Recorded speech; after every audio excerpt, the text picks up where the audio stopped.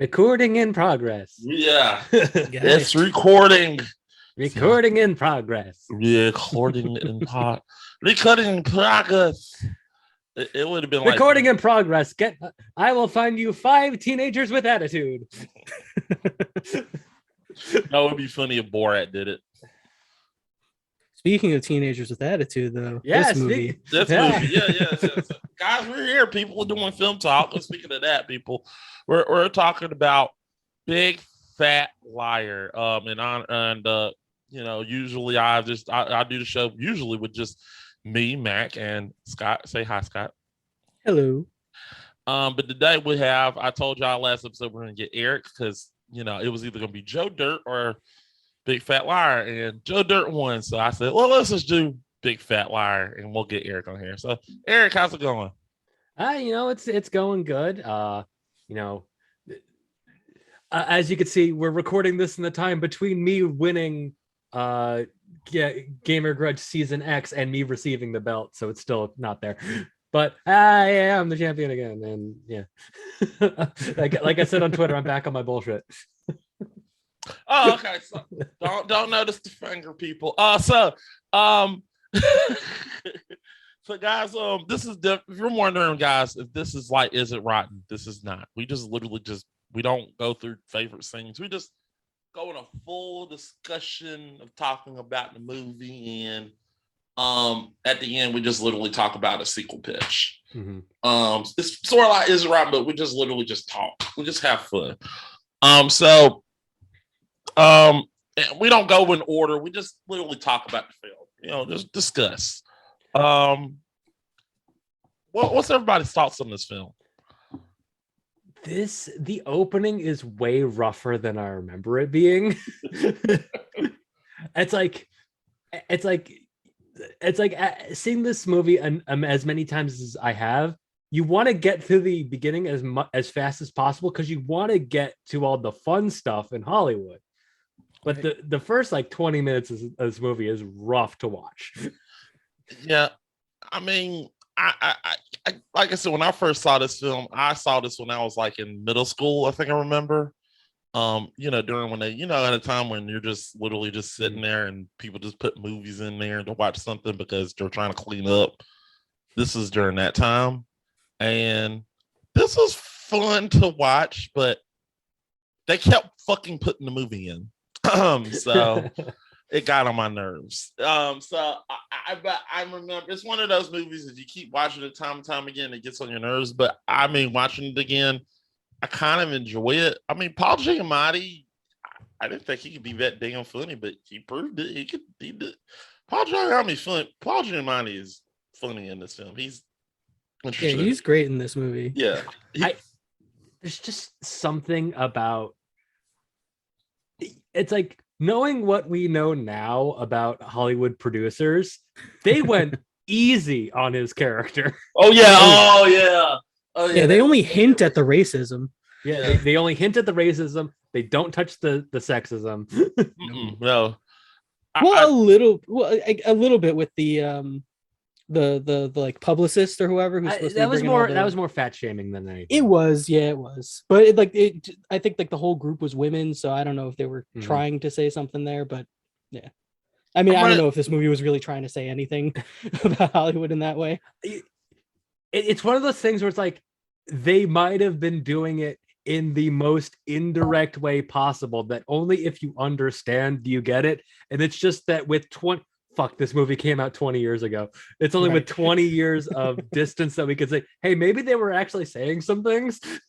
Maybe, yeah. It's also one of those things where Sean Levy's probably had an okay time in Hollywood. He probably hasn't hit that as many roadblocks as some other people who might have taken a little bit more of a biting edge at this subject matter. But it's like a fun kids movie, so it shouldn't really get into all that. It's not like Bowfinger. Yeah, I let that Bowfinger. Oh crap. Chubby Rain. Okay, so yeah, this movie is very early 2000s. It exudes that energy from the very first frame of the movie. It's like it also exudes that just in their choice of leading actors. Oh yeah.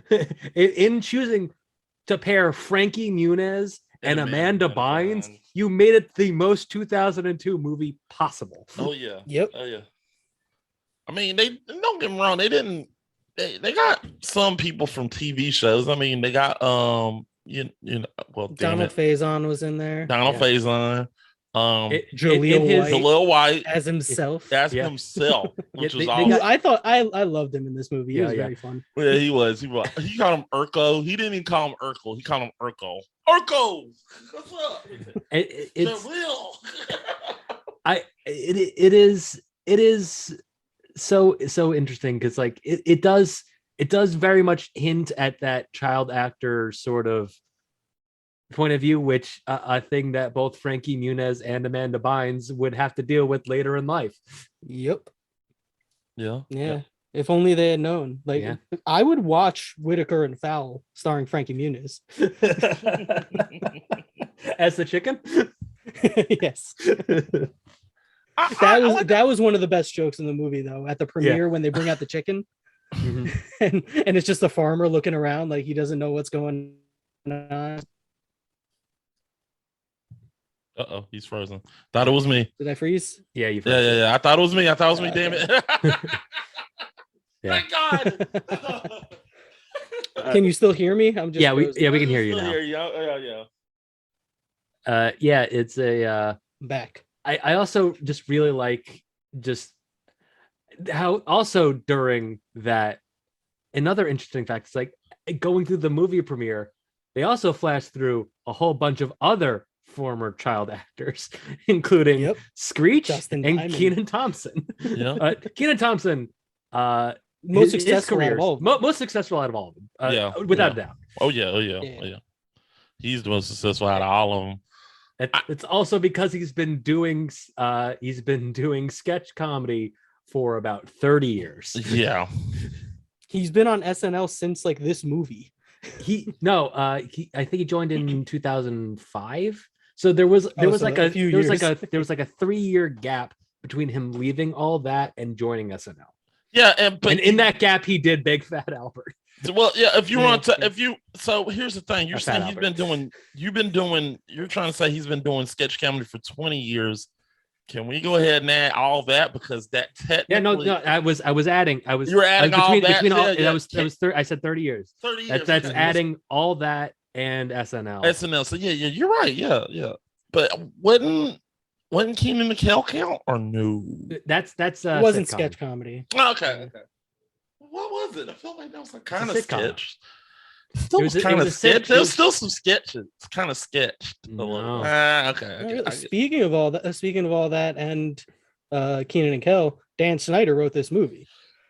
We don't need to talk about. We don't talk about Dan Snyder. Hell no. The only time we could talk about Dan Snyder is if we're making a foot joke, and that is it. Exactly. Don't talk about anything else having to do with Dan Snyder.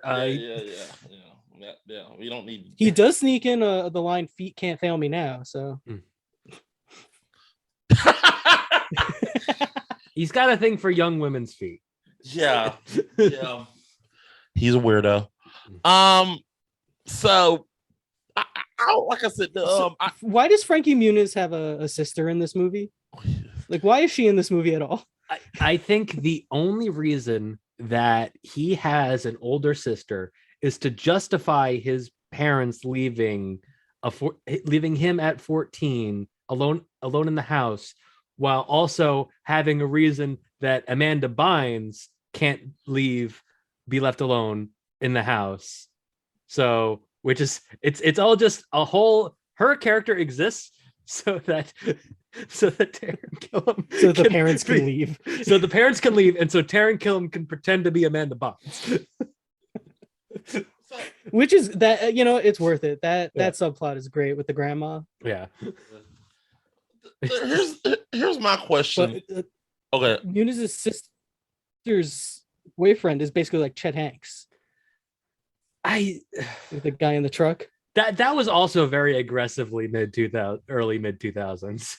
Yeah, and Chet Hanks is still in it. Yeah. that was very Malibu's Most Wanted. Here's my question: when was this? Now here's two questions. What season was Malcolm Middle in when he did this, and was this before or after Agent Cody Banks? Let me look that up real quick. I mean, is that a bad question? This is probably like midway through the run of Malcolm. Okay. Because Malcolm, I think, ends in 06. Okay. Yeah, So I'm making sure. I thought that was a bad question. I thought. Yeah, no, because Malcolm in the Middle ends with him graduating high graduating high school. Yeah, he should have graduated college. How smart he is in that show. Mm-hmm. Let's see. Agent Cody Banks was a year after this. Ooh. And Malcolm in the Middle, it was season 2 or 3. Okay. All right. That's interesting. So it was after he did Agent Cody Banks, which I think he wanted to forget, sort of. I mean, he's pitched an Agent Cody Banks 3. Oh shit! Gotta round out the trilogy. Yeah. Aging Cody Banks.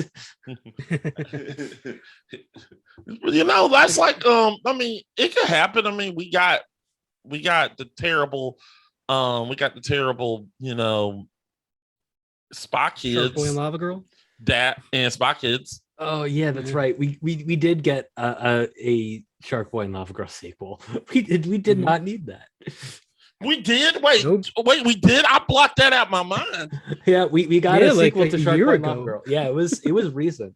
Oh my god, I blocked that. Taylor Lautner is not in it. Yeah, but the thing about it is, Spy Kids, trap. What was it? I don't know what it was. The latest Spy Kids had basically the original kids in there. Yeah, as they were grown up. It was interesting. But yeah, the sequel to Shark Boy and Lava Girl is like, what if we did Spy Kids but with superheroes? So we'll just have Shark Boy and Lava Girl, despite the fact that it makes no sense. And we'll put George Lopez in there. always a good move. We'll put George Lopez as 3 different characters. Yes. 3 different unrelated characters. Yes. I think that's how you make just tell. That's how you probably get. Wait, sorry. George Lopez was 4 characters in that movie. Technically 3 of them were connected because 2 of them were based off of his real life counterpart. But he voiced the robot and that had no connection to him at all. So. I wonder what happens if I wonder if George Lopez, if I asked him, hey, how do you feel about Shark Boy and Lava Boy? He'd probably have a joke for that. Yeah, probably. Yeah, he's like, I do not like that. I take that back. I think he probably liked it. He didn't hate it. It is what it is. It seemed like the harmless film.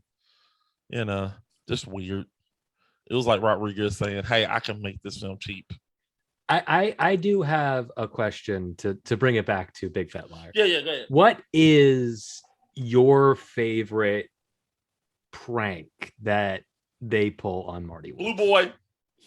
Oh yeah, I just love it. It's just perfect. Like he's sitting up there just going about his day like a douchebag, and then he's sitting there just singing the song, and then he just dives into the pool, and I'm like, what happens? He gets out the pool, he's blue, and I'm like, he doesn't even notice that he's blue, which is perfect. I'm like, this is so like they couldn't. I think one thing I wish they would do that would have made the joke way funnier if he had goggles, and then instead of everything's blue except his eye line, it just would have been funnier. He just blinks. He's like a reverse Batman. Yes. Yeah. I am actually a big fan of fucking up with his car's electronics.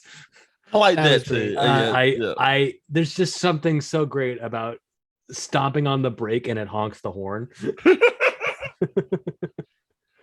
No, don't get me wrong. These pranks are good. That was good too. My favorite was the helicopter one. Damn it, that was fun too. That was good. Yeah, that was great. Like, I don't know if you guys watched Jackass 4.5, the documentary about the new Jackass. They basically do this to somebody, and it's great. Oh, So it boy. works in real life too. Yeah. I just damn it. I just know you see that cover and you see Paul Giamatti in blue makeup, and you're like, how's this going to come And then back? they get him with the hair and The hair the hair is dye. perfect. He doesn't even notice it until he gets to the fucking mirror. No, he notices that there's something wrong in the shower. He's like, "What is this orange goop on my hands?" No, he And doesn't. why is my notice he's hands blue? He doesn't notice he's blue until he gets to the fucking. That's, Yeah, that's what I'm saying. He uses way too. That dude uses way too much shampoo for how little hair he For has. the amount of hair that he has. No, not necessary. It's way like a smurf. Also, do people put shampoo in their eyebrows? I've never done that. Me neither, but that was funny as hell. No. No? I shampoo the beard.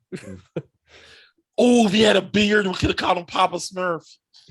Well, he had that little He had the little little thing, goatee. the little goatee thing. Yeah. Oh my god, that just was so hilarious. It just worked. It worked. It was a perfect joke. I thought this is funny as hell. I will say that him in the shower, putting the shampoo in, just the rhythm of him rubbing in the shampoo to "Hungry Like a Wolf" lives rent free in my brain and has for 20 years. I've realized like a lot of line readings from this movie like are still in my brain. Like everything that Astrid, his like assistant at the front desk, everything she says, like I remembered like every line of hers. Right. She's just like got such a weird way of speaking and like weird acting choices. Yeah. So I forgot John Cho was in this movie. Yeah, he's the director. Yeah. He's the director. And he's great. He's funny. Oh, yeah, he's so good. Well, but he's only in like 2 scenes. Yeah. So did it very matter? well used. Well use of John Cho. Yeah. Yes. Yeah. Did he ever did he even needed to get that A? What was the whole I know the point was just to get payback, but he passed summer school. It was like what's the like I know it's to get revenge, but you know he told a bunch of lies to prove one truth. True. Like he wanted to prove to his father that he told the truth once, so he lies to everybody in order to make that happen. Well, there is a certain point where it's like after he lies to Don Faison, it's like after that lie, he doesn't actually lie other than just to fuck with Marty. Yeah, that's true. Yeah. Because Don Faison figured it out like quickly, like, nah, you're not this guy. It is his first instinct, though. Yes. Yes. Although, doesn't he lie to his dad on the phone? Well, yeah, but that's covering for the fact that he's not home. Yeah, that's still lying, man. It is a lie of omission. He doesn't, in that particular case, he doesn't say anything that isn't false. He's just not saying the truth. Fair. I get Other than the fact that pinball was a science project. God. I do have a note in my notes that says Marty for sure would have been Me Too'd. Oh, 100%.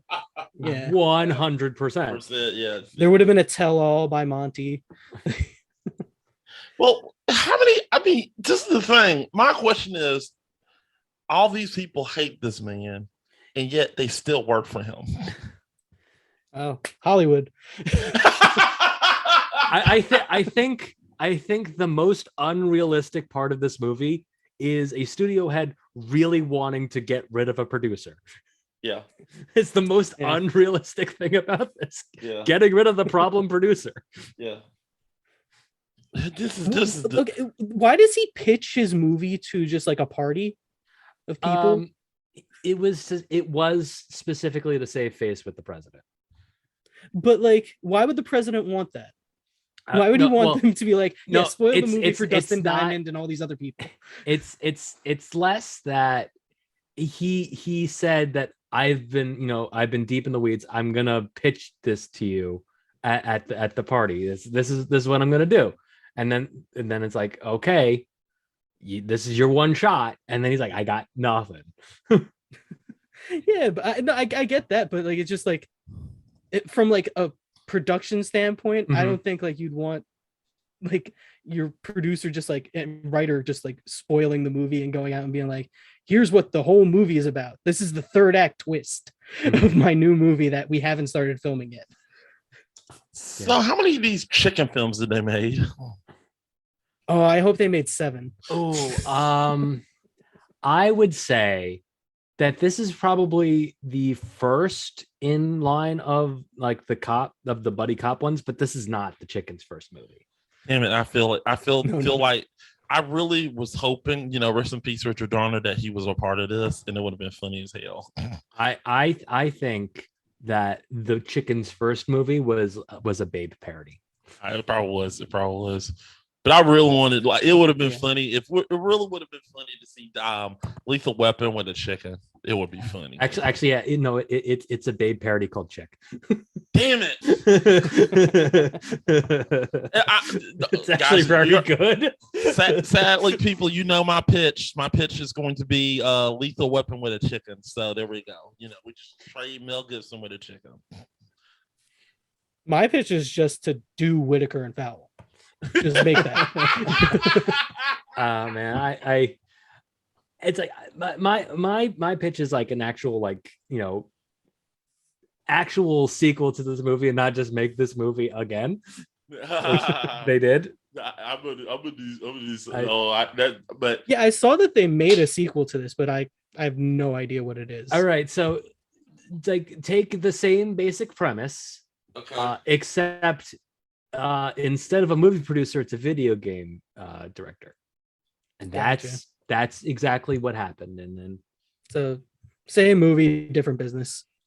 I don't understand how Big Fat Liar would translate into a video game, but I guess it did. That's weird. That's a good point. Yeah.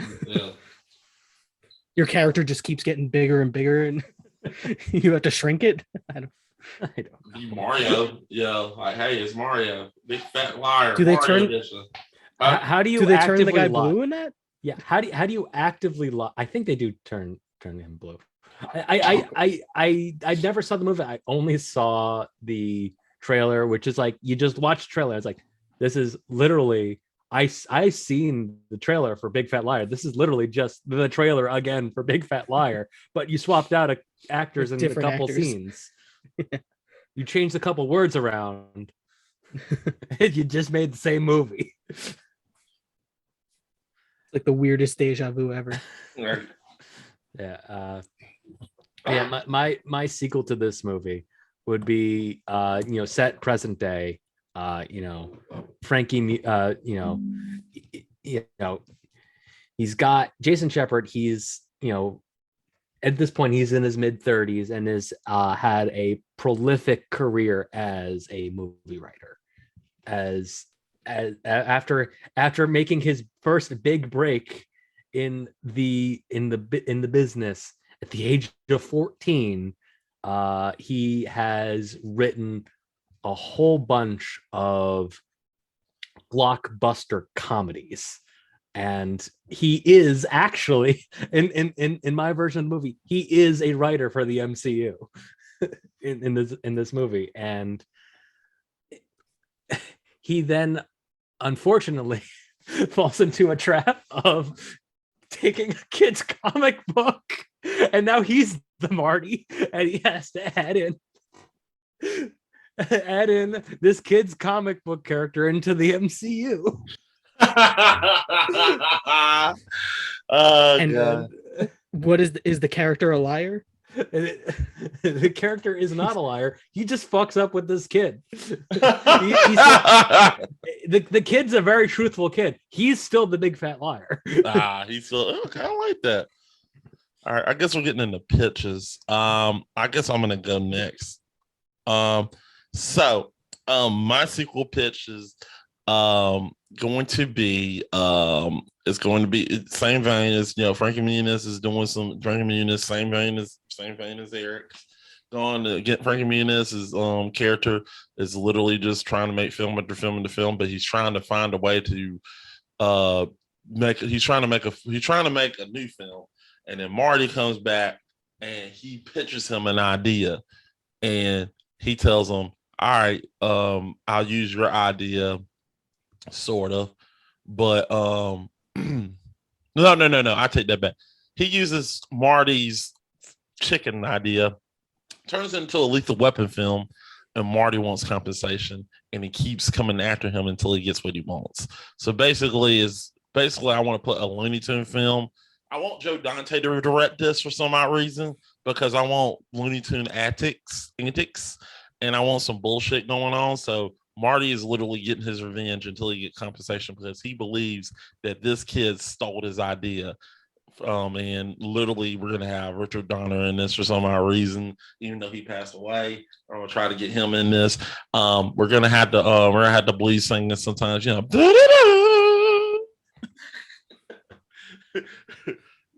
Yeah, so we're gonna get that as we're doing it. So it's literally, I want to see a behind the scenes set. Basically, it's gonna be behind the scenes while Marty is trying to sabotage this movie.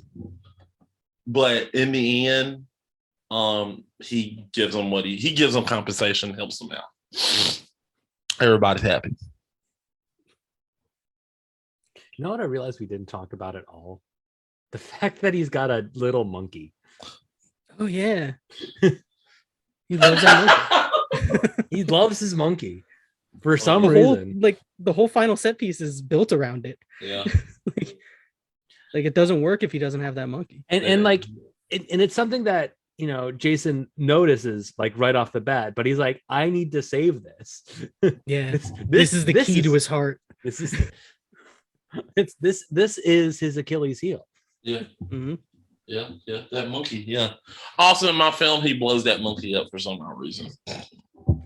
It's still the same monkey 20 years later. Yeah, he just blows it up and he gets mad. Like, that's a deleted scene, you know. And then deleted scenes. At the end of credits, Joe Dante getting, Joe Dante literally, because Joe Dante finds a way to get the rights back to Gremlins and try to pitch Gremlins 3 to Disney. My pitch actually also does have an end credits scene. Mine is similar to your guys. Frankie Muniz he's a shitty film producer. He's very much like Marty. He's a liar, kind of an asshole. He's married to Amanda Bynes, who is an actress, and they have a daughter together who is much like Frankie Muniz, a liar. So she comes up with some idea for a movie. Frankie Muniz steals it, and he starts streamlining production to get this movie made. And she just keeps trying to get him to like admit that he stole it from her, and so but it's not working. So she goes to Marty Wolf, who is now like a D-level, like terrible movie producer. Like he produces like Neil Breen type movies. Yes. And so they have to work together. They're going to film a very low budget, bad version of this story before Frankie Muniz can film his big budget version, so that they can sue him for stealing the movie. Okay. So it's kind of like it's got a little Bowfinger in there. They're scrambling to make this terrible movie. And then at the end of the movie, there's an end credits stinger where after she's successful and she makes her movie before Frankie Muniz can make his, then she brings him to court, and her lawyer is Jim Carrey's character from Liar Liar. Yes! And we're going to start the Liar cinematic universe. You motherfucker, I like this idea. Yes, I love it. This is going to the beginning. And he turns to the camera, he's like, this is only the beginning. So I like this idea. So like I said, so I like Marty being this, and I like him being a producer. Can we get Neil Breen as director? He can be the director of Marty's movie before they make the movie. I do have one thing. It's just a line in your movie. It's like, why can't you credit me as creating this movie. You got credited as, you know, writing Big Fat Liar when you were a kid, and then also it's like, and then they bring up Shark Boy and Lava Girl as well. It's like Robert Rodriguez did it for Shark Boy and Lava Girl. It's like, and he's just like, we don't talk about Shark Boy and Lava Girl. Lava Boy, yeah. George Lopez just comes in there and crash it. Like, fuck y'all guys. Damn it. Can I just tell you right now, I love George Lopez. He is a treasure. So, all right. So I think that for all of our movies, all of our movie pitches, it's set in present day. So I think we need time period appropriate former child stars, right? Right. So, you know, this movie. So from Frankie Muniz's era. Yeah, from Frankie Muniz's era, maybe even like slightly later. Sure. So I'm Taylor thinking Lautner. Taylor Lautner for sure is in this movie. Yes. I think. Can I put Finn? No, Finn Wolfhard's too young. He's Next old generation. though. He's awesome though. Right. I think that a good person who. I mean, Miley Cyrus, you can get in there. Yeah, Miley Cyrus. Like all the people that I would want to put in. Definitely a reference to Orlando Brown. Not Orlando Brown. A reference to Orlando Brown. I say you bring Keenan back too. You can just throw Keenan in there. Keenan has to come back. Yeah, Keenan will be in there. Yeah. And he just one line. He says basically the same thing. Yeah. Yeah. Haley Steinfeld wouldn't count, right? She's in that era. Or is she too young? She might be. We're talking about, you know, child actors from like mid 2000s to early 2010s. She was in three. Ooh. You could bring in the other Malcolm in the Middle kids. No, the entire cast of Victorious. Yeah, that is who we bring into these movies. Yes, that would be funny as hell. Yes, yeah. we have to spend the money to get Ariana Grande. She will not come. She's like, I'm not doing this. She had to spend money on that. Oh shit. We'll get Matt Bennett and you will like it.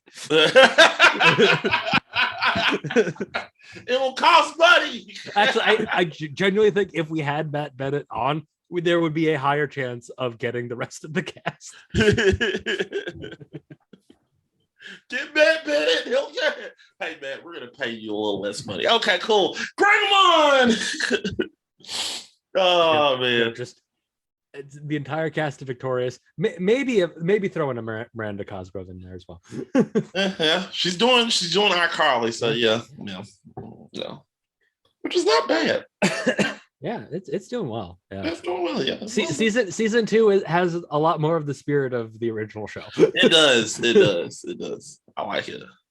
Also they cuss. I like the fact that there's like, okay, they established it. They're older. Yeah, I like it.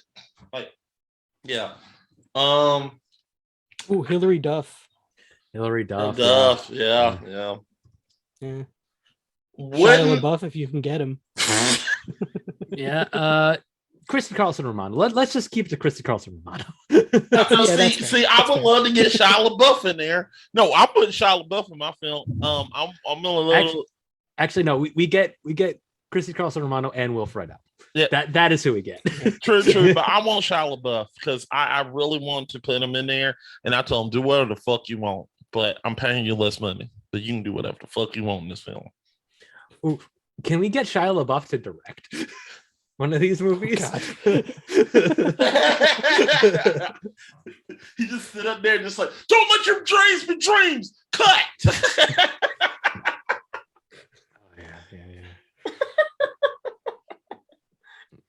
It's all put the bag on your damn head. This is art. That's exactly what they're gonna do. It's like, oh great, oh. It's like Jason Shepard. He's like, all right, you're going on timeout. Put on the bag. It's like kid puts on the bag. I am in time. I am not your child anymore.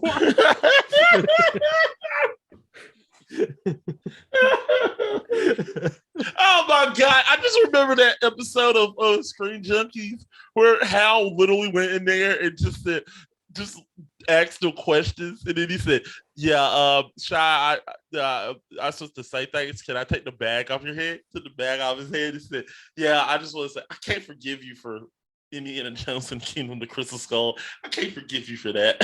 He just talking shit to him. That episode was hilarious. Old shows. What a weird dude. Yeah. Shia LaBeouf or Hal Rudnick? Both. Love you, Hal, though, but just being honest. All right. Anything else? I like I said, I love this film. I like it. It's is it who made it? This is a Nick film, right? It's Sean Levy. It's Sean Levy. He's directed like all those new Ryan Reynolds all movies. Stranger Things, yeah. But I'm talking about is this a Nick film? Yeah. It is Universal Pictures actually. I thought. I mean, it's set on the Universal Pictures lot, which that's the reason. I got a Nick Films vibe from this. I don't know why. I feel like this is a Nick. Quick film. shout out though. The monkeys, like the dancing monkeys from Batman and Robin, are in this movie for some reason. Like they just make like a quick cameo. The ones that Poison Ivy disguises herself as. Oh wow, we gotta talk about that stupid fucking monkeys. Those things are done. I mean, that movie's great. That movie sucks. That's the next movie we're talking about. On you motherfucker. I didn't honestly. I didn't even realize that Jaleel White wasn't actually even credited in the movie. He's like an actual character in the movie. He's uncredited. What the hell? That's disrespect. He's Urkel. He's Jaleel, man. He plays himself. He is in multiple scenes in this movie. He is in more scenes than John Cho. Yeah, he is. Yeah. Yeah, I guess that was a him thing. I don't know. Maybe I don't know. Maybe he just didn't want to get credited. It's weird what people will do. I like to ask him that question. Why are you not credited in Big Fat Liar? He probably That's the one thing you'd ask Jaleel White. Yeah, ask Jaleel White that, and he'll probably laugh and say, that's a good question. Lawyer fucked me. What if his answer is like, I don't want to be associated with Dan Schneider? It's just like, no, what? Fair. Legitimate excuse. I like Scott's answer. The lawyer fuck me, because that's really the best answer, even though that's from Shawshank. But how you got in here? Lawyer fuck me. I'm like,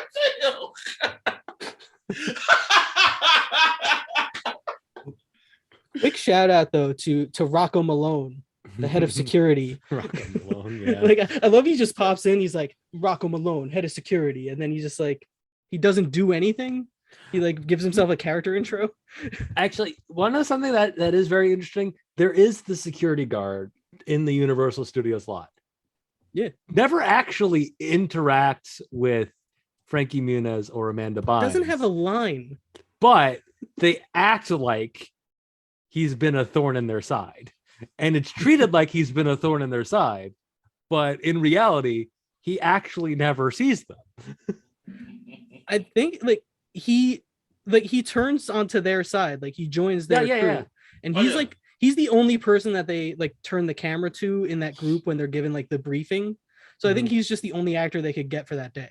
I think they didn't want to spoil the reveals, of it's like, because obviously we know Donald Faison's part of the plan. Obviously, that's not even in question. But we don't know when Jaleel White rolls up that he's part of the plan. Oh, we knew Jaleel White was part of the plan because he did not like him. Oh, yeah. You knew that certain people you didn't know who all hated this man. Mm-hmm. But that was I get what you're saying. We don't know who all hated. I mean, it seems like everybody hated this. Oh, yeah, everybody 100%. Hated him. Yeah, he was a dick to everybody. I mean, I think you can tell everybody. He met immediately tell that he was a bad guy. Yeah, like that the truck guy and like everybody. Yeah. I wish we got this before. It's like it is a trailer line, but it is such a good line. They told me I was picking up a little blue car. They didn't say anything about picking up a little blue man. Because that is a line that exists only to be in the Big Fat Liar trailer, but it is still such a good line. It's a good line. I get that hit of serotonin funny, every time I hear it. Yeah. Hold on. Does he got? I forgot to tell you. Does he have red lips too? Orange lips? I think that's just Paul Giamatti. Paul Giamatti's natural lip coloring. Damn it! I think really, in all honesty, I wish I got this performance of Amazing Spider-Man 2 from Paul Giamatti.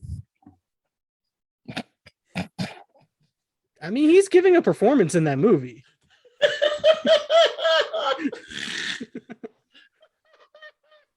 Is it what good? what if we just take the Rhino from Amazing Spider-Man 2 and just put Marty Wolf in the armor? There we go, right there. I was upset when he didn't show up in No Way Home. He should have been in No Way Home.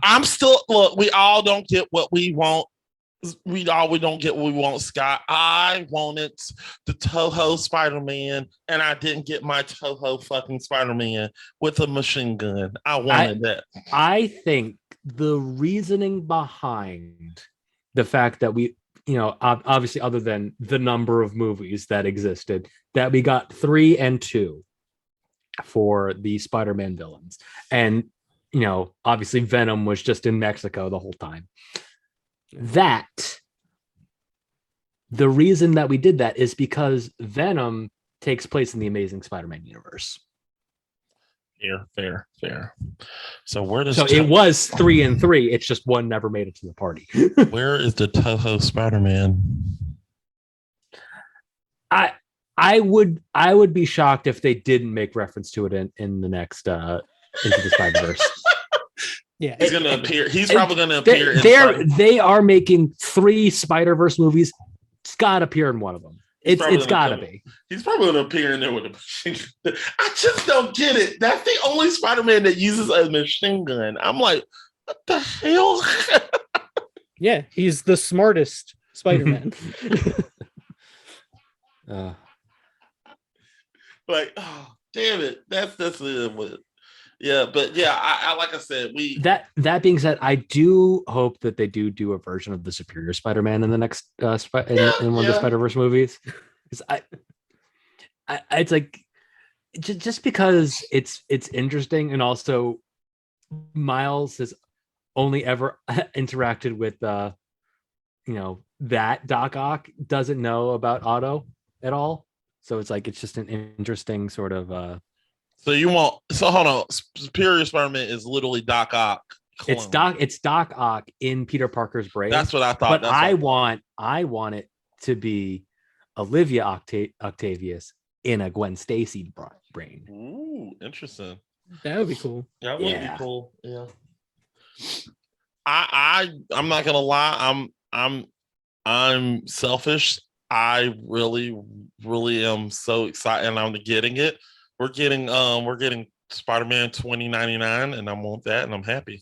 Yeah, I mean, it was set up at the end of the first one, and it's going to be a big part of the movie. That's what I was upset. I was like, "Where's 2099? Damn it, he was fun, and and he came in there, he just like the goober, and I was like, yay, he got him." It's an end credits thing. Well, I think that the idea is that because 2099 isn't really necessarily an alternate universe character. He's like a future character. The 2099 stuff. It is its own universe. Yeah, it is. It was supposed to be the future, but with all Marvel futures, the second somebody travels back in time, a new universe is created, and it's now an alternate universe. That has happened in every storyline.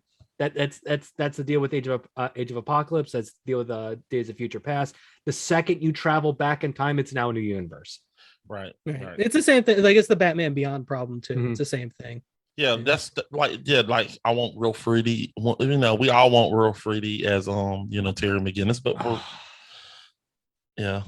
We need this. He's too old to be Terry McGinnis now, unfortunately. No, but he would have been. They can bring back the cartoon. Yeah, they could. They could, but he's so perfect. He is. If they would have got Will Friedle like back then to just let him play, huh? You don't think he could do it? Okay. No. His name is Friedle. Will Friedle. Oh, sorry. If they could have got Will back then. I think the ideal time to do a Batman Beyond was when they were doing Titans, because the actor they got playing Robin also would just be a very good Terry McGinnis. I think that's true. Yeah. I think now is kind of like, or like in a few years will be the ideal time to do it, because they're going to bring back Keaton's Batman. Mm-hmm. Just do Batman Beyond in that universe. Well, don't look like that's going to happen anytime soon. Being honest. I just love all the memes. Just calling back to the first Spider-Man. I don't want to fight you, Flash. I don't want to fight. I wouldn't want to fight me either. People of Hawaii. Oh my god! Yeah. Well, yeah. I mean, yeah. Now would be the right time, but I don't think we're gonna get that. I mean, the Batman is getting the Batman is awesome. He's emo, and I like him, and he beats people up. Like I said, I like murdery Batman because he's awesome. You just want him to kill Superman. Yes. Is that too hard to ask? we discussed this at length, and I still disagree. I don't like when Batman kills Superman. Look, I don't like that. We do not need a man that is a god rolling around here. In this world, there is one god. We don't. You are just Lex Luthor. Yeah. The thing that I will say on this matter is that I like the idea of Batman being able to beat Superman into submission, but going the extra step into killing Superman is a step too far. Well, see, this is the thing. When he beats him to a submission, that's where they put me in the comic, and he said, I can't kill you. Like if we get literal, like if we literally got Christian Bale's Batman, I can't kill you, Clark. I can't kill you, but I can. I can't kill you, Clark. But this absolute rando from South Carolina will do it. You don't know me. I had the South Carolina flag every day, make sure kryptonite flag and everything. But I can. America. Fuck you, Superman. Truth, justice, in the American way. I sit up there and just woo, watch it. So watch you do that. I just wanted justice. It's like, why'd you do that? Don't tread on me. Justice. What, sir, you're not even making any sense anymore. I know. I'm from South Carolina. And then you run for president. I killed Superman. I deserve to be That's president. exactly and how you I win. Everybody started coming up with bullshit, and I was like, did you guys kill Superman? I killed Superman. And the people love it. They love it. I don't think any of you killed Superman. I ran up to him. Again, you are this is Lex Luthor. Yeah, that is literally just Lex Luthor. I'm not Lex Luthor. I am just a guy that just don't like Superman because of ideals. Isn't that Lex Luthor? Can't a man just don't like alien? 80% of Lex Luthor's characterization is guy that doesn't like Superman. Does that make me a bad person? You are the Lex Luthor of South Carolina. Do that make me a bad person that I just don't like Superman? There's a difference between not liking Superman and wanting to see the man dead. Yeah, you're just missing the murder robot part of it. Look. This is the thing. There's a difference between me and Lex. Lex want to get a murder robot to kill Superman. I just simply want to do it with my own hands, so I can just I want Superman to know that it's human. That's arguably worse. I want him to know that a human got him. They write me in the comments. That is also literally Lex Luthor's whole thing. Damn it! Lex Luthor is at least pretending it's for the greater good of humanity. Matt's just like, I just want to feel this guy's life leaving his body. No, I don't. I just want to. All I got to do is a speech and say, I said, Superman, you're just gonna know that I did it. I want you to know that I did it. It was me the whole time. Yes. This just sounds like a Lex Luthor monologue. Your supervillain name is 1% certainty. Replace me with Lex Luthor. Fuck it. I'd be cooler as Lex Luthor, except when I have a southern charm to me.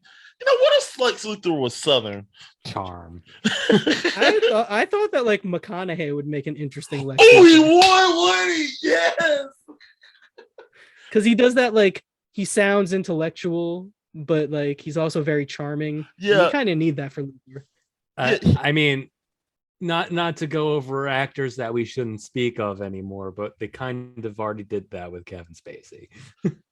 Yeah, but yeah, this is true. This is true. But I can see him doing it. He said, "You see, Superman, I just don't like you." You know. I think the same thing for the Joker. Joker should be Southern. Southern Joker. He's so creepy. Just think about how creepy a Southern Joker would be. I don't know. Joker. Once again, McConaughey. The Joker, I think, has to be a city boy. He has to be a city boy. Why so serious, Batman? I don't think a lot of what the Joker stands for makes any sense if he didn't grow up in the city. What if he grew up in Florida? Then he wouldn't have become the Joker. He would have just been an average Floridian. That's literally, you know, Floridians don't say, "I'm going to become the Joker," and say, "Man, that guy needs to step up his game." No. That's the Joker from Florida is just the '60s Joker, the Cesar Romero Joker. Yeah. What about Joe Exotic as the Joker? Oh no. That Joe Exotic as the Joker is the Batman, the Brave, and the Bold Joker. Oh God, yes. Boy, I can see that. I made a horrible mistake doing this. Oh boy. Well, what about like a British Joker? Oh, Gordon Ramsay. Rowan Atkinson, like a London Joker. Rowan Atkinson would be as British Joker. I agree. Yeah, I would love that. I love that. He doesn't say a word. He just walk up to him. He's actually just a mime. He's not the Joker. He's crime mime.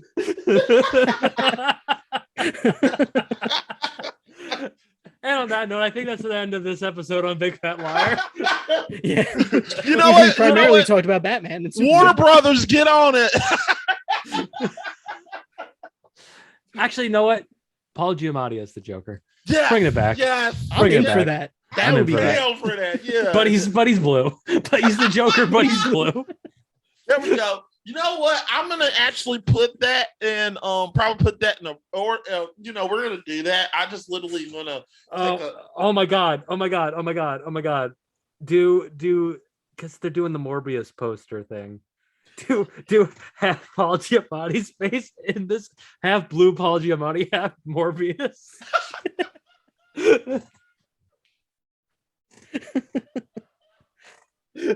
Oh man. Morbius should have recruited the Rhino. That's who he needed to recruit. Oh my god! What, Blue Rhino? I still have not seen that movie, and I do not plan to. No, I do not either. Everybody keeps. I've seen the end credit scene, and that's it. Yeah. It's like people are like taking that scene out of context, and they're like, "Yeah, no, this is on par with somehow Palpatine has returned," and it's like, yeah, it is. Yeah, but at least Oscar Isaac showed up to film that scene. Yeah. We're talking about what? You're talking about Morbius, right? Yeah, the end Morbius, credit yeah. scene of Morbius where the Vulture shows up, and he's like, "I don't know what I'm doing in this world. I think it has something to do with Spider-Man. Anyway, we should team up." Yeah. That's I don't know who basically you the are. scene. I don't know why I'm here. Let's team up, buddy. And then And you never response, see Michael Keaton's face. yeah, and then it's just Michael Morbius saying, "Intriguing." What the fuck? Well, I guess hold on. In that theory, wouldn't he forgotten who Peter Parker is? Yes. In that you theory, think. he shouldn't have fucking left the MCU in the first place. I don't know what the fuck he's doing in another universe. It's not like unless like they do Spider-Man 4 and it's like, oh yeah, no, when we did the spell, we just kind of replaced everybody in this universe that knew who you were with a different version of you. So technically, you're the only person that's supposed to be here. That would be wild. It's like Rick and Morty. That would be wild, yeah. Like fuck that shit. As like he's just going through the different universes trying to track down his version of Ned and his version of MJ. I'm gonna be honest here. And before we go, I'm telling you, I got my Green Goblin. I'm happy, but if Rusty, I think we're gonna get Hobgoblin. We're getting Hobgoblin. Oh. Something I've been wanting for years. The Hobgoblin. Maybe. It seems like they're taking Ned's character in a different direction. Well, yeah, there but have been other hobgoblins though too. but there's a Hobgoblin with no magic. but too, they also fully retconned it that Ned Leeds was in fact never the Hobgoblin. Damn it! Oh, did they? Yeah, they did that. They did that. Hobgoblin. They did that immediately. Yes, that Oh, sucks. boy. Damn it! I want does suck. Hobgoblin. I really want the Hobgoblin. I watched a whole Nerd Sync video on it. It is a mess. It is an absolute mess. That I could really- have been like an interesting twist on like the Harry Osborn friendship. Mhm. Like you, instead of Harry becoming a goblin, you have Ned become the goblin. Yeah, well, I think if they want to go down the road of having Ned Leeds become the Hobgoblin, I think what they should do is give Ned in Spider-Man 4 an obsession with Spider-Man. And the only way, and he just inadvertently becomes a villain because Spider-Man keeps ignoring him, because he's trying to ignore him because he wants to let Ned live his life, but Ned can't live his life because he's obsessed with Spider-Man. And so then it just creates this like semi-psychotic break. And the only way to fix it is to be like, dude, Ned, stop. All right, fine, fuck it. All right, let's fix this. And then he fixes it. He's like, I broke my promise to you. I promised I wouldn't turn against you, and I turned against you because I didn't know you were you. I think it could work. That is not only is that I can hear that coming out of his mouth. I think in that scene he needs to literally be choking the shit out of him, and then he fix it, and then he's like, "Oh shit, I turned against you. I didn't mean to do it." Okay, you can stop choking me now. I'm sorry. It could be similar to like the Winter Soldier thing, where like Bucky doesn't realize like who Steve is, but Steve is like, "I'm not gonna fight you, Bucky," and he just like starts pummeling him, and like it's a whole thing. Yeah, It's in the middle of combat, and like Spider-Man gives a hand out to Hobgoblin, and then they just instinctively start going through the handshake, and then as they're going through the handshake, all the flashes of the previous three movies play in the background as it's like the 360 shot around them doing the handshake, and it's like, Peter. So that's my pitch for Spider-Man 4. So my pitch also, I just want to let you know, my pitch for Superman 4: The Quest for Peach is just me choking the shit out of being mind controlled by Lex Luthor, and me choking the shit out of Superman, and then I get literally fixed, and I notice who I'm choking, and I continue to choke the shit out of Superman. You know they already made Superman for the Quest for Peace, right? No, I'm trying to make it better. You're gonna superimpose yourself in and kill Superman again. Yes, Mac. This is not. Let's make it IMD better. You still refuse to make that show. That's not making it. No, I just want to make a statement. That film sucks, and that's the reason I hate Superman. Anyway, I feel like we've gotten a little off. Yeah, we gotta here. go. We gotta get going. Yeah, I'm glad we got this Superman therapy session done, people. Yes. In this episode of Big Fat Liar. Yeah, this episode of Bad Fat Liar. Oh, sorry. I thought we were this is my second session of Texas therapy session of Superman. Sorry, we're talking about Big Fat Liar, people. I clearly need help. Mac, the first step is always admitting that you need help. Exactly. And we are here for you as your friends. I know you guys are here for me. But I look, I just don't see anything wrong with wanting Superman dead. But you guys, he doesn't represent truth, justice, peace, and American way. This bullshit. But anyway, Eric, you're a guest. What you got to plug? You could find me on Twitter. You could at Bunk Bunker. You could find me here doing Is It Rotten and sometimes other stuff. All right. And Scott. Same as Eric, except I'm at Chewbacca Defense on Twitter. All right. And guys, I'm Mac. You can come follow me at Tampa Buff Fan 88 or GG Game Fixers. If you are wanting to join the I Hate Superman Club and Batman's Better because reasons club, come talk to me, people. Because we all can literally talk. We all can punch the hell out of Superman, and literally people will ask us and say, "Who are you, Vengeance?" Anyway, goodbye. See